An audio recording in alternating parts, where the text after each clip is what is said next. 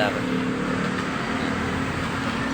Ayan, welcome back mga Carpix. Ayan, sa araw na to tayo mag-troubleshoot ng NMAX version 2. Ayan, nakita nyo yung sakit na yan. Yung laging issue ng NMAX na version 2. Lagi siyang nasusunog. Ayan, tapos nag-check engine, tapos ayaw mag-start. Tapos mga Carpix, pag na-check nyo na yung side stand switch niya, okay naman, walang putol.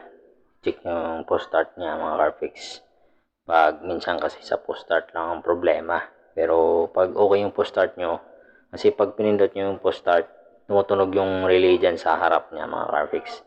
Pag hindi tumunog, ibig sabihin yung post start switch niya may problema siya mga Carfix. Tapos pag okay na, yan, tanggalin nyo yung socket na yan papuntang stator. Bali, tatlong socket yan. Yan yung issue niya mga Carfix. Laging nasusunog yan.